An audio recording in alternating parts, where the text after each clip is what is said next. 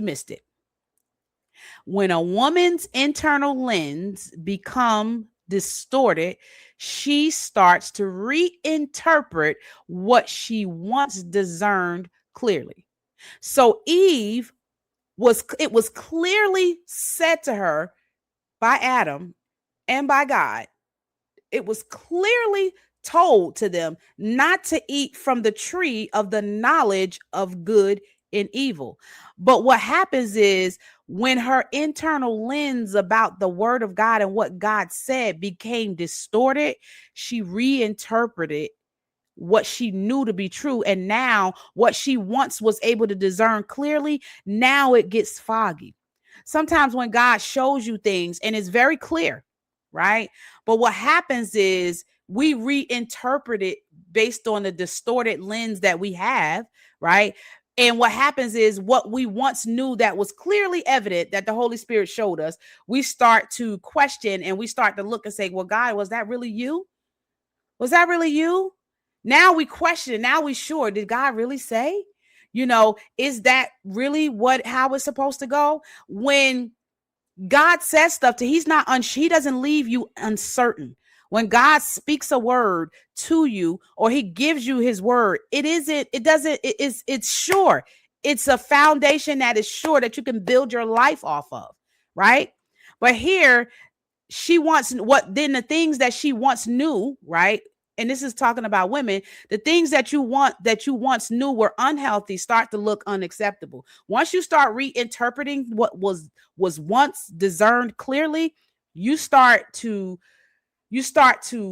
look at things that are unhealthy, and you start to make excuses in your head and say, oh, well, I guess this one time isn't that bad. I guess it isn't. It's not, I guess it's not that bad. Nobody's perfect. Right? We all have flaws. We all have things that we're dealing with. Nobody's perfect, right? Then the things that you once would have rejected begin to feel understandable. And this is where we got to be careful, right? Because this is how the enemy comes in, right? Back when you first knew the Lord and you first turned your life over to God, everything was, just think about it. You was not playing. Everything was no. If God said no, it's no. Right? Then what happens is you start to look at yourself through the eyes of not other unbelievers, but you start to look at your eyes through the eyes of other believers. And you start to look at them and say, well, God didn't do anything with them. They did it and they got away with it. Well, God accepted that. So now what happens is the enemy has convinced you that it's not that bad. It's not really that bad. All of us, we're under grace. Right? So now the enemy begins to distort your ability to quickly reject what is not of him, because your need to feel understandable. I want people to understand me. I want them to understand my intent. That's why people have a hard time standing on the truth and agreeing with God, right? Is because they want to feel understood. And when you want to feel understood, because women, we're emotional creatures. We want to feel understood. When we feel like people don't understand us, then what happens is you go into let me overcompensate to prove so that I can be accepted, right? Then what happens is the things that wants to serve your spirit begin to feel normal, right? So when your internal lens becomes distorted, you begin to look at unhealthy things as acceptable. You start to look at what you would have rejected in the past, knowing and understanding how God feels about it. You start to feel like, I want to be understood, so it's not so bad because God understands my heart, right? And then what happens is the things that once disturbed your spirit starts to feel normal. So now you're no longer convicted, right? By doing the things that God clearly states in his word is not true. Now you're no longer convicted. So now what happens is you start to make excuses, right? Now everything feels normal. Everybody does it. Go ahead and do that. Everybody does it. God understands, right? Why? Because distorted perception blurs conviction. I'm going to say that again. Distorted perception blurs conviction. Yeah, the oil of joy, let it cover my soul. Let the scent of redemption make my heart whole. I wear his promise. I wear his peace. The essence of a woman, bold, yeah, me. Oh, the oil of joy is the fragrance of me.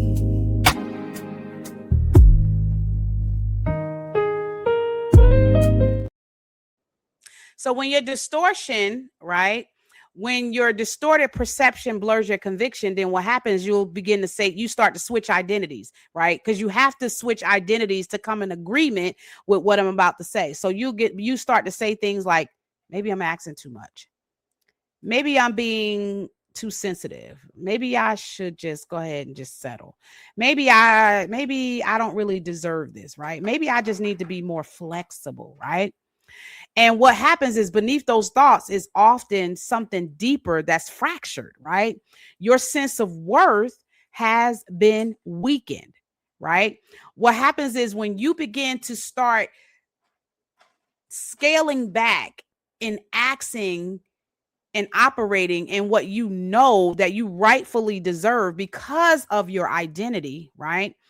Then what happens is you start to behave at a lower level of self-worth. So now the things that you should be asking for, like faithfulness in a relationship, right? Like the things that you should be asking for is for your spouse to be loyal to you, for you to be able to work and be paid as a result of the work that you've done, right? For you to be able to ask for respect, right?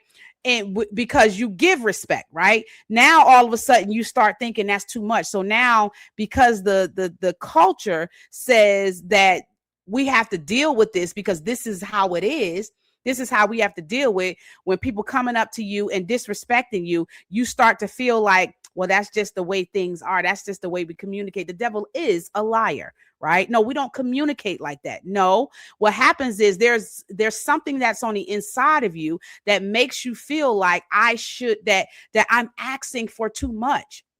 You're not asking for too much, right? If you're dating someone and you're expecting them to be, and you guys are in a committed relationship, you're not asking too much by asking them to be faithful to their word. You're not asking them too much to be able to, for them to be able to commit to you if you're in a committed relationship. That's not asking for a lot, right? What's happening is something's fractured on the inside of you when you start to feel like maybe I deserve this when you're in an abusive relationship. Because what happens is when you're in an abusive relationships, what happens is the other person tends to make you feel like you deserve what they bring upon you. They begin to make you feel like you deserve this, right? And then you start to operate from the fractured identity, which is not in the image that God creates you in. Now you have to operate in the image because you have to come in agreement with them in order to operate. Now you got to come in agreement with the enemy to agree with what he said, right? And I was thinking about this book. There's this book that I've been reading. And I've been really like in the thing. I love reading. When I tell you, I learned there's so much. I'm telling you, you guys are missing out. If you are not, sometimes you got to turn off the TV and bow your head down and read a book, right? I read at least 3 to 4 books a month, right? And I love it, right? I love it. And sometimes I don't get the chance if I'm, because I'm a mom and I'm doing things concerning my business. Sometimes I don't get the chance to sit down and read. So sometimes I'll do the audio book. The point is to get the information, right? If you want to change your perception on how you see life and how you view things, you have to put new information in, right? So what happens is once your worth is weakened, then what happens is your standards start falling to match the weakened belief. Let me tell you something. When you notice that you with somebody and they have a certain level of, they have a certain mindset, and you start to operate from that fractured identity, then what happens is when you around them, you kind of dummy down. I can't really be who I am because I don't want them to look at me and think that I'm better than them. Well, who's keeping score of who's better, right? So if it's only the enemy, the Bible says Satan is the accuser of the brethren, right? So if you feel like you have to dummy down to match an energy or to match somebody's personality or character that doesn't align with who you are, that's a problem. And I'm not talking about a prideful way. It means that when you start to feel like I gotta lower who I am, right? Because I don't feel accepted, right? I want to be flexible around different people. And there's a difference between being careful with your words and being careful with what you say in terms of not being boastful versus being operating from a standard to where you're lowering yourself just because you don't want to feel like you're too much, right? And this can affect relationships, your business decisions. It affects friendships, ministry, boundaries with families. Because when you start to grow, let me tell you something I have learned. Okay, when you start to grow and you no longer share the same thought process that you had when you were a teenager or when you were younger, then people tend to look at you and think that you're better than them. And what happens is, at first I had to say to myself, if a person feels like you think a certain way, it is based on their inability to see themselves other than where they are in their circumstance. So sometimes people when they're familiar with you and you no longer act the way that you used to act, then what happens is they can't connect with you. They can't identify with you. So they think, oh, you must think you better than me. You might think that you're this. And it don't even have to be that. You could just be a person that's growing in your mind. You could be reading books and exposing yourself. One of the things I've always loved above all the things that I went through when it came to my aunt that passed away is that she was very adamant about exposing me to different environments, different mindsets, right? So that I can see outside of my current situation that I was in, right? Not that it was bad. I had a very great childhood, right? But sometimes you need exposure in order for God knew from the foundation of the world what his plan was for my life. And he had specifically and strategically placed people in my life to open me up to different things, different mindsets and different things so that I can, and then it's up to me to walk in it, because God can put people around you to expose you to different things, but it's up to you to take advantage of it, right? It's up to you to be able to say, you know what, let me take advantage of this opportunity, right? So when your perception is healthy, then the standards that you build around your life feels natural. I'm going to say that again, and I'm going to say it slowly for the people in the back. When your perception is healthy, your standards feel natural. So if I tell you, no, I'm not going to do this, or no, I'm not going to feel bad for telling you no. I'm not going to feel bad for holding or living a life of peace because I know what God has done in me and through me. I'm not going to allow the standards that I have placed in my life to make me feel confused, right? So when your perception is healthy, your standards feel natural. When your perception is distorted, then standards start to feel unreasonable. When you start to say, no, you're not going to just talk to me any kind of way. No, you're not going to do this. Then what happens is you create a standard and say, look, but when you say, you know what, maybe I deserve this because of things that I've done in my past, way yonder, I deserve to be treated like this. I deserve this. I'm a mom with so many kids. Nobody's going to want to date me. because I am a mom. I'm a single mom to have 4 kids, 2 kids, 3 kids, 1 kid. Nobody's going to want to date me. Oh, no, I'm just going to just have to just take the bums and take the leftovers because I don't deserve anybody to love me the way God will love me because I already have 4 kids, I already have 2 kids, I already have 1 kid. No, you have to be able to say, look, I know that I am worthy of having a healthy relationship, and I can still hold a healthy standard about myself because I know who I am. I know my identity. But when you don't know your identity, then what happens is you start to allow the distorted belief of somebody else to come in and paint the picture all over you. So now you're walking around as somebody else's interpretation of you. Oh, goodness. You walking around in the mask that somebody put on you because they don't want to accept the reality of who you are. So you have come in agreement with that identity, with that mask. And now you feel like because of your situation, you don't deserve happiness. You don't deserve love. You deserve everything. You deserve everything that's evil coming towards you. And that's just simply not true. That is one of the clearest signs that the mind has been influenced. When you start to look at the fact that you don't deserve a healthy relationship, when you start to look at, I don't deserve to be comfortable, I don't deserve to be able to have the things that I desire as well as the things that I need, then that's proof. That's proof that your mind has been influenced by something or somebody, right? That's why the Bible says, guard your heart, right, with all diligence, because out of it flows the issues of life, right? Look at somebody and tell somebody, you got issues. Tell the person that's sitting in the house with you, or put it in the chat and say, you got issues.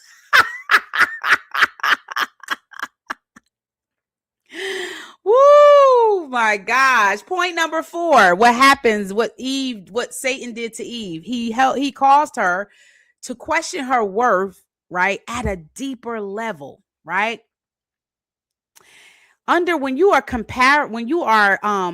comparing yourself and you are chasing validation and you are compromising your standards, then you've got to look at the deeper issue here. The deeper issue is you're questioning whether or not you're worthy, which is why I created the Wisdom Academy. And one of the things that I deal with in the Wisdom Academy is how to deal with understanding your actual worth, right? The question may not always be spoken about am I actually worthy, right? But it'll show up in patterns in how you think and how you speak and how you show up, right? So a woman that questions her worth downplays her needs. Let me tell you something. This is the number one thing that I see in women is downplaying their needs. You say you want a husband that provides, protects, and that cares for you, and that is generous and loving.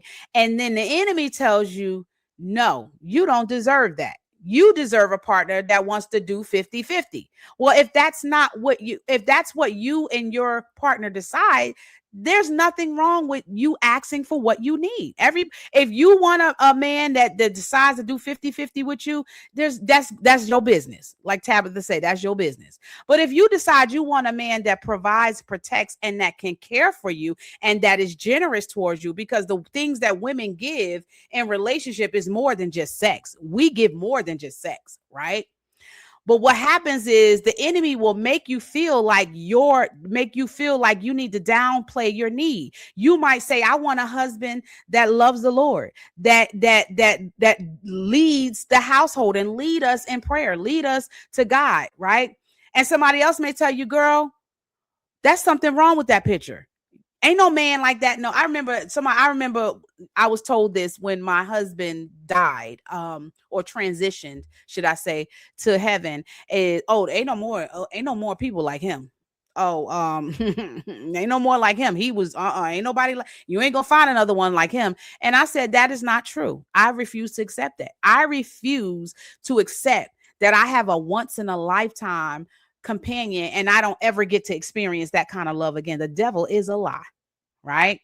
But what the enemy will try to do is make you feel like you try to downplay your need of wanting a masculine husband, a masculine man, a man that protects, a man that provides. You start downplaying your needs. You start settling for less. Right. And then you start over giving just to earn love. So this person may not be really valuing or appreciating the person that you are. So what you do is you start overperforming, because you want to show and you want to prove that I can be this person. No, I always have this saying, you don't meet a woman like me twice.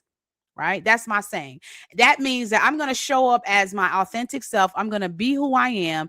And if you decide to take for granted the opportunity that I give you to get to know who I am, I'm not chasing you. Right? Not because I'm being arrogant, not because I'm being rude. Is because if I feel like you don't value my time in the space and who I am, if you don't value that, then I'm not going to spend time chasing you, trying to prove that.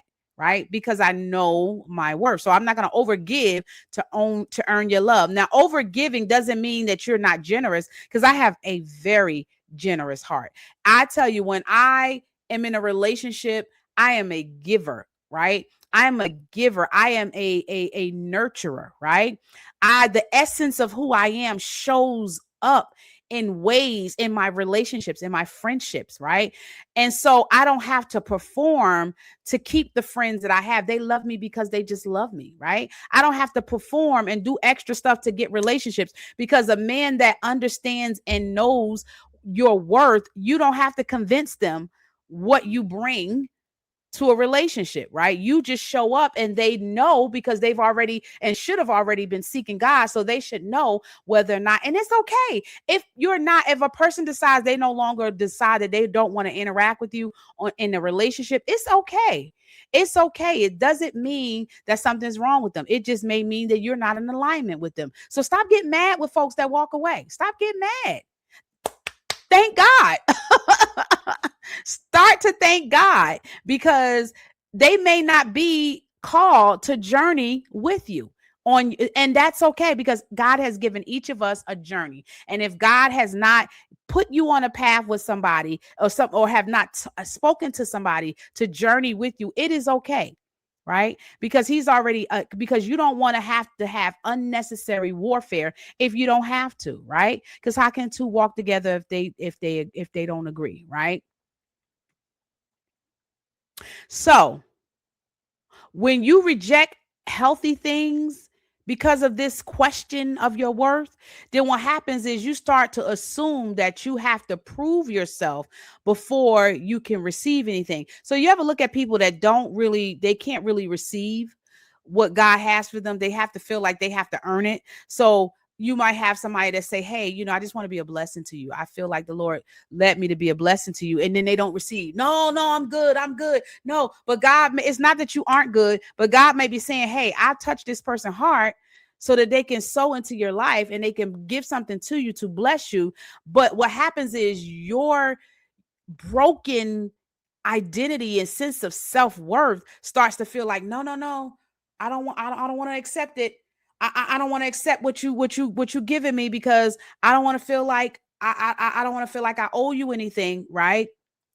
And when your worth is unstable, you become divided within yourself, right? That means you are torn on the inside. So part of you knows that you were made for something, right? You know that God specifically made you, but then another part of you starts to feel guilty for even desiring it. You know that God created you for healthy relationships, but then what happens, there begins an internal warfare, and you start to feel like, well, maybe I'm only going to just ask for I just want God, just bless me with a little something, not too much, but just a little something. Thank you so much, Katarina from California. Thank you so much for engaging. She says sometimes authenticity is a threat to some. I found myself to try to be aware of that, so I don't engage as if I would if I was alone, because they think I'm trying to get attention, and it's not true. But you know what? That is so true, Katarina. It is so true. But that's what happens when you know that you are being true and authentic, right? When you are being true and authentic, you can't worry about what people's perception is because they don't understand your heart, your mind, and your intention. Right? That's what the enemy does. He comes for your identity so that your perception of how you see yourself. You got to be careful. One thing I've learned, you got to be careful. You know, when people, there's is always this misconception about when you're excited about who God created you to be, when you're excited about what God is doing in your life, people tend to always come and try to be a Debbie Downer, right? And try to think they're knocking you off of your horse, right? When the reality is, if you learn from there's a difference between having God confidence and versus having and being conceited. Sometimes the Bible tells us that we are to boast in the Lord. So when I'm excited about what God is doing in my life, I'm not reaching for you to approve that, because He did it for me. I'm not looking for you to tell me that I'm doing well or not well. If you do, that's great. Thank you. I appreciate that you observe that. But I'm not going to govern my life by your approval or disapproval, because what God has done for me is out of relationship and out of His promises. So I'm not concerned if you're looking at me or you discern it something, you're picking up something that's not in alignment with who I am. Part of your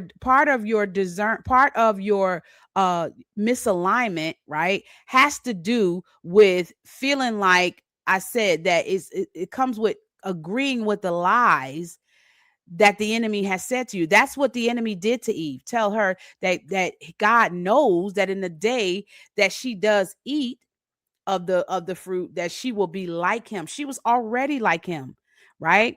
The area that the enemy was trying to make her feel like she was not like him is in knowing evil, right? But God didn't feel like it was a need for her to know anything outside of him. God is not evil, right? So he didn't feel the need for her to know evil, because that's not a part of him. He only wanted them to know who he was.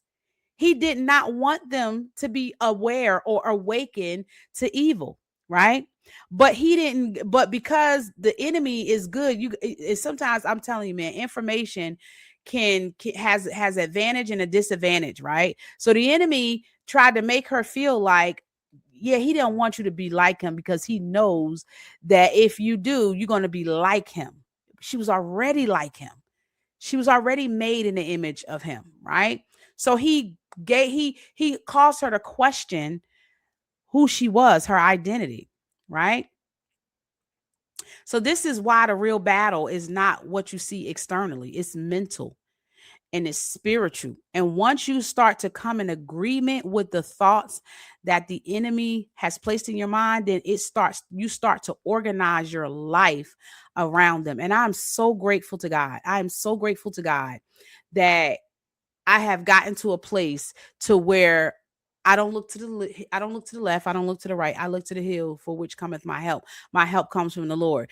And I know that everything that I am becoming is a result of my intimate relationship with God. And I know that anything that fights against my confidence in him is the devil. And it's an alter ego trying to bombard me and trying to cause me to see myself from his perspective. And that's just not going to happen. I am not going to come in agreement with that. So I'm going to play this quick commercial real quick. And when I get back, we're going to end with some final thoughts and words. Thank you for those of you that have watched and that continue to watch, but I'm going to be right back after this. Make sure you call up your girlfriends and tell them Sisterhood Check-In is on the air. I see you carrying everyone else's burdens while your own heart is breaking. Don't Die in the Storm isn't just a book. It's permission to put yourself first. I felt lost when I lost my loved one.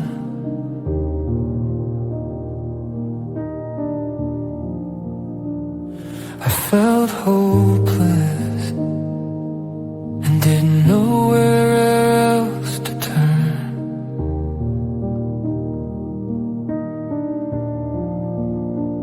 I felt numb because of the pain. I didn't want to talk to anyone. voice carves the air. Proverbs painting pictures, stories laid bare. She moves mountains with the flick of a prayer. Lessons of the word, truth leaves there. Parables weaving through beats that don't stop. Wisdom dripping down like rain on the block. Holy Spirit whispers, hands on the clock. Life lessons knocking, door unlocked. Yeah, scripture in the veins, running through the flow. Life's foundation, roots that grow. The spirit moves where the mind can't go. Biblical wisdom is all I know.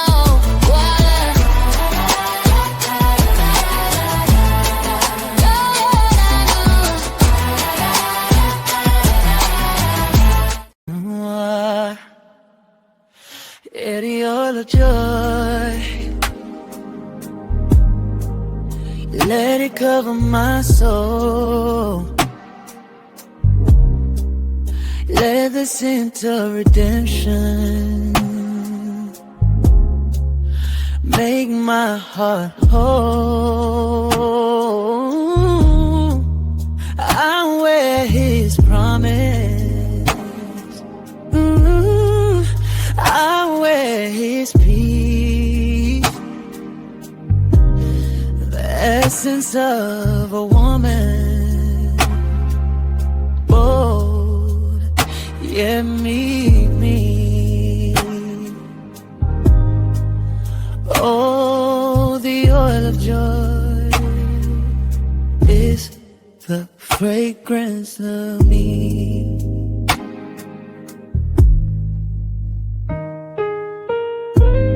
Is more than a community. It's a safe place for women who desire wisdom in every area of life. Hidden in biblical truth, we gather to learn, reflect, and grow together. No pressure, no pretending, just real women, real faith, and real wisdom. Join the sisterhood check-in community on Facebook, where wisdom meets sisterhood.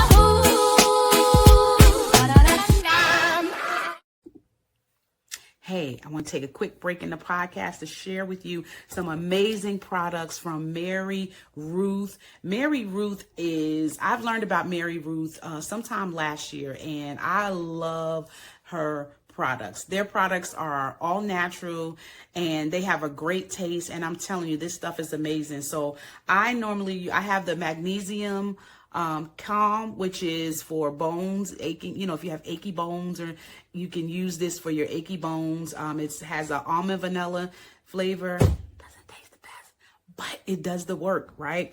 And I also use the Mary Ruth multivitamin. It's made with I'm hoping I'm saying this right, lipomasol, which is lipomasol is used to engineer and make sure that the products actually get in your cells. So this stuff is amazing. It's fast acting. You can literally notice the difference immediately. And I also have the Mary Ruth hair growth vitamins. This stuff right here is amazing. I use this in my hair when I was having some hair loss issue. I don't know if it was just because of my age or whatever, but I started experiencing hair loss, and this stuff right here, I started to notice a difference literally within weeks. And I also use it on my daughter's hair. My daughter was having some hair loss issue, and it actually helped tremendously with the growth. So if you're interested in finding out more about the Mary Ruth organic women's vitamins or any of the products she has, make sure you go to the link somewhere in this video and learn so that you can get yours today. Now back to the podcast. All right. So I just wanted to reiterate for those of you that have not yet gotten the book, Essence of a Woman, Understanding Your Kingdom Identity. Make sure you go to coachingwithnadira.com, or you can go to nadiralewis.com to get your copy of the book or any of the resources that I have, because I created resources to be able to help the everyday woman deal with the areas that are fractured as a result of not knowing your identity. So thank you so much for those of you that continue to watch. I also have my own fragrance oil, so make sure you go to oilofjoy.com.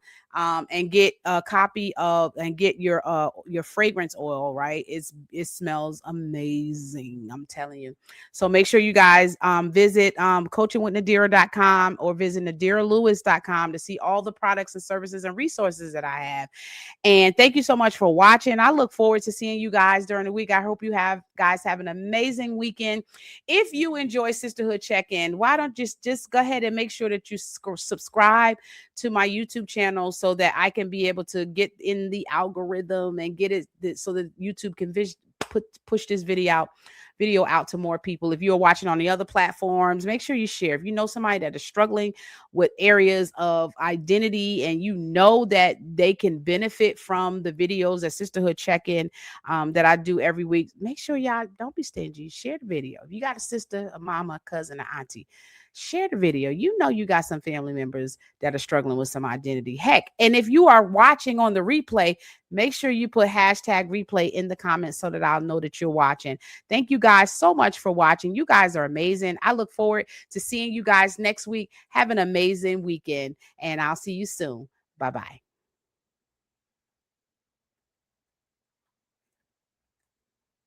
Rise so high, in the middle we fight the good fight, no mind.